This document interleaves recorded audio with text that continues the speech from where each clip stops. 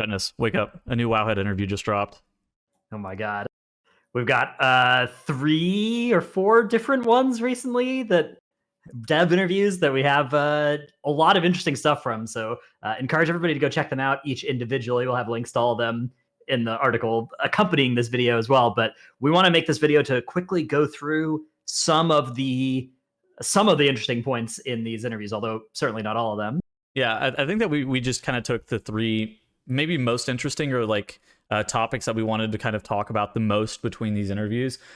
We definitely don't want this to be overtly negative. Now, there's going to be some things that we are critical of in this video, but I think all in all, I think that all 4 of the interviews that we saw, there was one with Morgan Day and Wowhead. I think that Squishy facilitated that, where they were talking about just a bunch of different stuff. You should go check that out. There was one with Morgan Day and Max on stream that was really good. There was one with Preheat and the Devastation Evoker class designer, and then there was one with Soul So Breezy and somebody talking about the profession system. So all 4 of these there's the Raider IO Ian interview as well. Oh yeah, and there's a Raider IO Ian interview. So we've had a ton of interviews lately. I would highly recommend going and reading all those. We're just going to talk about, I think, the things that piqued our interest the most out of all of these interviews.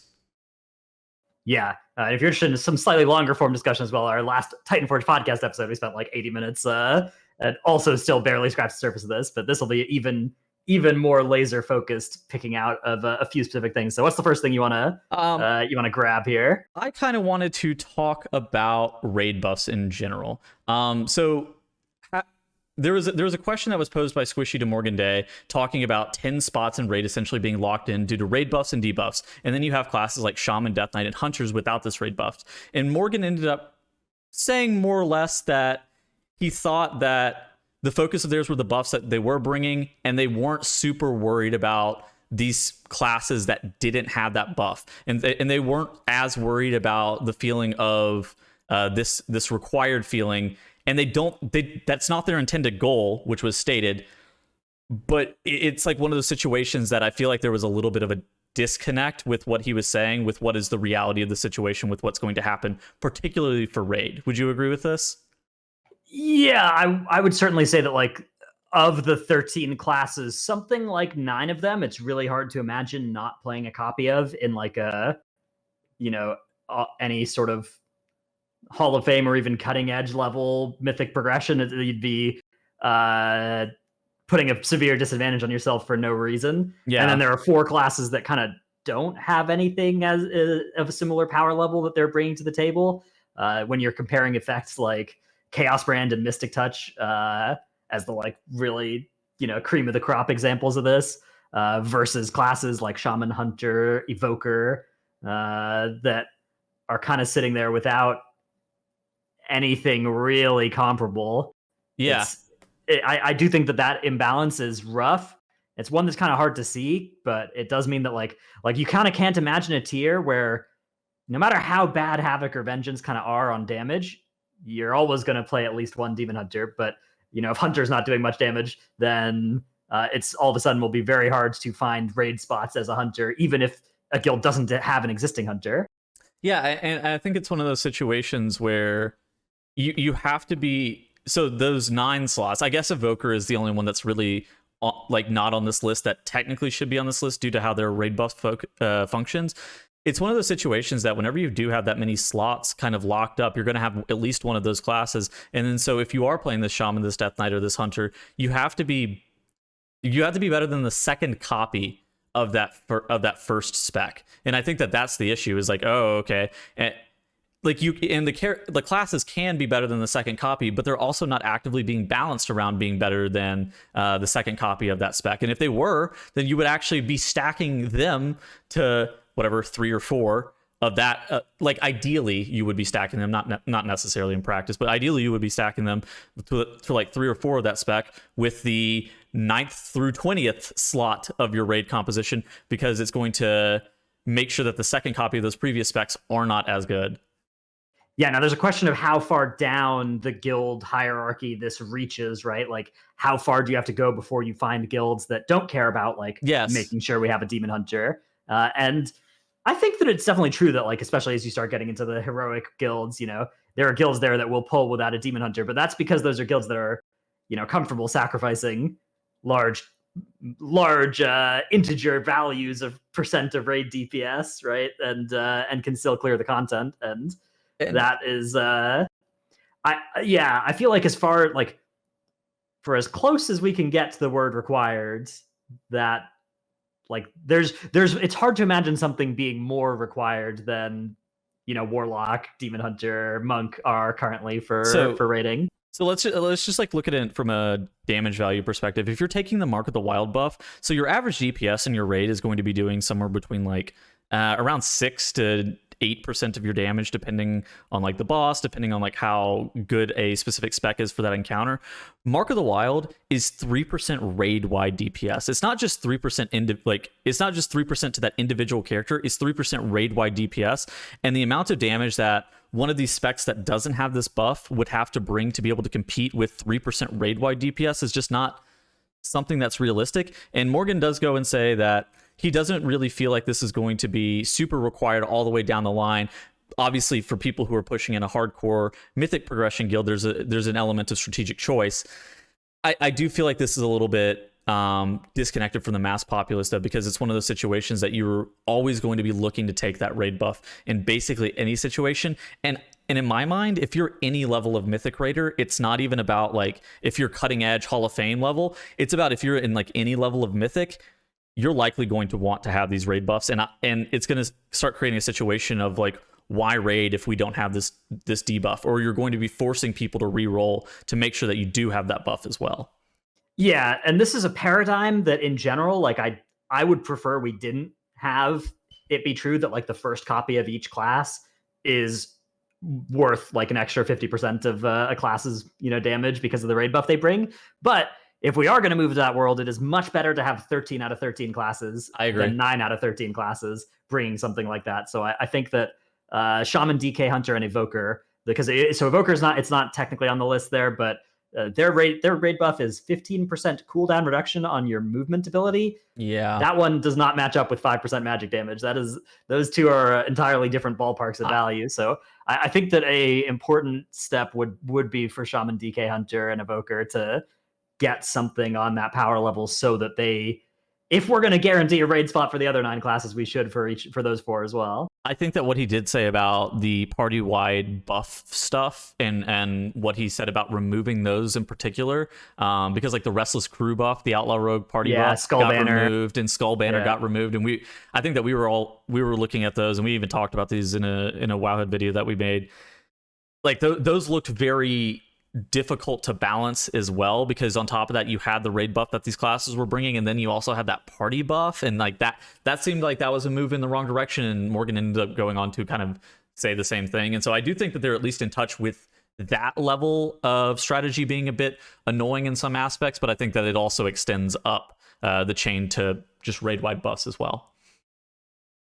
All right, so that's the raid buff discussion. What else do we find that was worth picking out here? This one is about the simultaneous release of all difficulties and of Mythic Plus. So for those who missed it, in Vault of the Incarnates, we are not going to have a heroic week where keys are capped at +6 in terms of giving you rewards, and where the raid is open only on normal or heroic difficulties. But instead, we are going to see every single difficulty, all rewards from M+, everything all opening up at once. The only thing that's time gated is Raid Finder difficulty and the Creation Catalyst system. Yeah. Everything else is all coming out on that third reset of the expansion. So I'll tackle the M+ side of this just to begin with, and then we can kind of talk about the raid stuff together. I think that Ian, whenever he tackles this question about simultaneous release through the lens of an M+ player, actually does a great job of kind of explaining the issues that an M+ player would have for this. And he goes, if you're a player that is running dungeons, you can only do a +7 or +8 the first week, because that's what the rewards were previously capped to, because heroic was the only raid that was open that week. And then you're not going to be getting better rewards, and then he uses the term for some reason. Exactly. And then if you're a player that's doing that, it feels like, and then he quotes this, well, why? Oh, because Mythic Raid isn't open. Well, I don't do Mythic Raid, but wait, who cares? And then it doesn't matter your rewards are capped because it would impact other competitive scene that doesn't involve you. I think that this is actually really true. I think that it did impact M+ players in a way that wasn't particularly fair, and it did kind of suck, but at the same point, you didn't necessarily want to have Mythic Raiders kind of zoning into the raid with gear that was better than heroic already, or zoning into mythic raid with like full heroic gear, whenever realistically they shouldn't have that much of a gear injection. And so there was this kind of weird issue where they had to cap the dungeons at +7 or +8 to make sure that M plus had like raid had a balanced amount of loot. M plus wasn't too lucrative early on. And I mean, even still, M plus is the best way to gear characters early on because you can run an unlimited amount of them, and end of dungeon rewards are typically better than heroic gear. And so that is an issue. But I think that standardizing and making the release simultaneous and allowing the players to have Mythic Plus be fully open the first week is nice. Yeah, the end of dungeon gear it's only better than heroic raid gear if you're running 17s or higher, and even then it's only better than the first 4 bosses. Okay.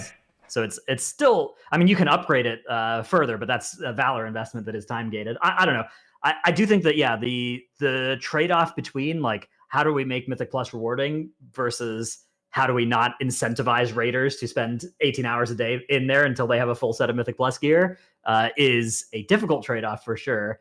And one of the big upsides of a simultaneous release is that you don't have to have that awkward first week, which was definitely, and it was awkward. You know, it was a week where I wanted to be doing Mythic Plus and didn't feel like it was rewarding, right, to actually do M plus because there wasn't raid to do. Whereas now there's going to be a week where I want to raid and do M plus at the same time, and it's just going to be extremely hectic, right? It's going to be just a time management question. So how are you feeling about it through the lens of like a mythic raider? As somebody who is now having this heroic, normal, and mythic raid all releasing at the same time, you have to farm tier. You're likely going to want to get heroic gear because you're going to be walking in there with M0 gear. How are you feeling about the simultaneous release from the lens of a mythic raider? Yeah, I'm excited to give it a try. I think that for me specifically, I would have preferred the old system because it's like a very busy time for me. And the value of Heroic Week kind of letting me get some stuff done without it being using time that I could be doing Mythic Raid was nice for me. So yeah, for me, it just means like it's going to be a lot harder to keep up with content and those sorts of things. But, you know, you and I occupy a pretty... Yeah, that's true. Niche case for where that's like our primary concern, right? I think that for like just a generic player in a mythic raiding guild, I could see. I mean, that Heroic Week was kind of a boring / not fun week where there kind of wasn't too much that positive that could happen for you on Heroic Week, right? It was kind of just like you're doing a heroic run or two and a normal run or two, and like the only things that could happen would be negative things of like, oh man, we failed to clear heroic, right?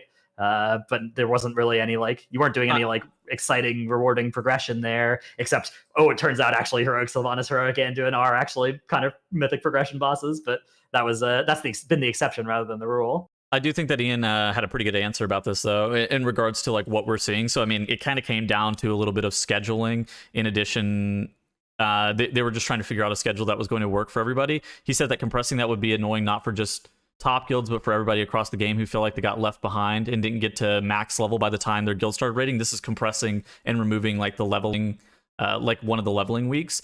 There's something really cool about those first few weeks in a new expansion where your weekly routine hasn't yet to start, but you're just doing these M0s and doing outdoor stuff, getting alts ready. You don't really have your raid schedule yet, that kind of thing. And then we didn't want to compress that. And so if we hadn't released the raid simultaneously, then our regular release schedule would have pushed right into the holidays, which is also a problem. And then delaying the whole entire thing after the holidays didn't feel like the right option for anyone as well. And so I think that what Ian said in regards to kind of squishing this off and having it as like this either potentially a one-off thing or like after looking at the data and how it goes, it may be something they're looking to do in the future. I think that their reasoning is fair. I also do think it is positive for M plus players though, just generally. If you were not doing raids at all, I do think that this is a better situation for you. Yeah, I do think that there are ways that you can like there are other things they can try if they want to go back to having a heroic week for raid and a mythic week for raid. Yeah, that would potentially keep M plus happy as well. But I agree, this is like definitely an upgrade for a mythic plus only player. Do you have any ideas off the top of your head or not really yet? Yeah, I think there are ways that you could like uncap Valor in terms of how much drops, but then cap how much you could actually use to upgrade on like a like cap the upgrade level that gear can go to for the first few weeks in an increasing way.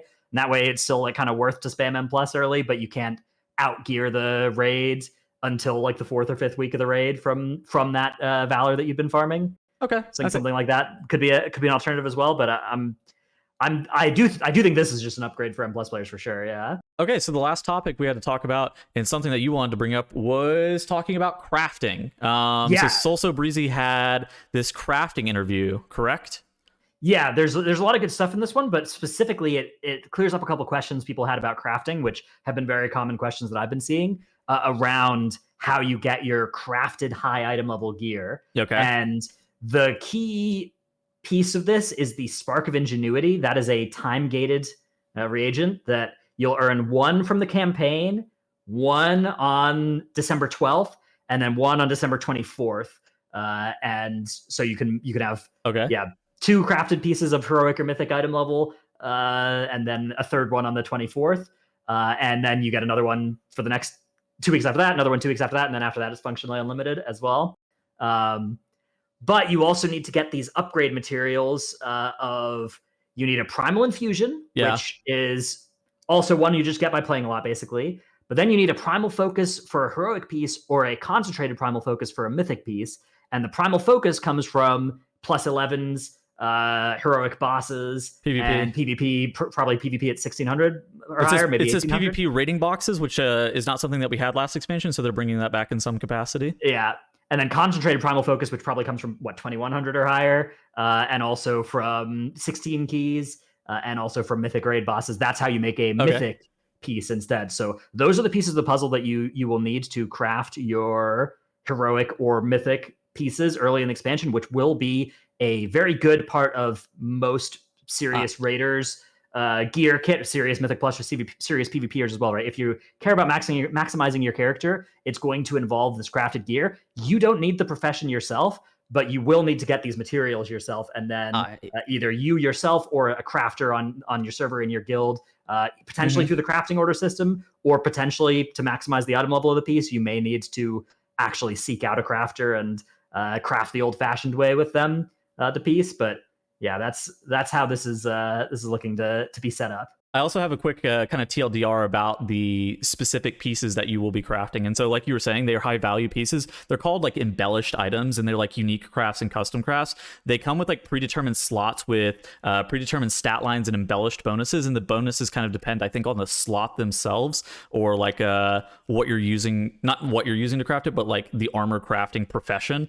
And so there are specific ingredients that you can use to kind of proc these different procs that are on them. Some of them are like damage procs. I know the necklace has a pretty strong stat, like a secondary stat proc. So depending on your class, like if you're a healer or a tank, you may be looking for one of these like damage procs. Whereas if you're like a DPS player, you might be looking for some of these jewelry pieces. In general, though, like, or like a jewelry or a weapon or something like that, it just kind of depends on what the embellishment secondary proc is going to be. And some of them are limited to certain item classifications, and they can be applied to different ingredients and potential ranges of item slots with a customized stat line. And so you're able to really customize the crafts that you are doing and the procs that you're going to be getting on top of them.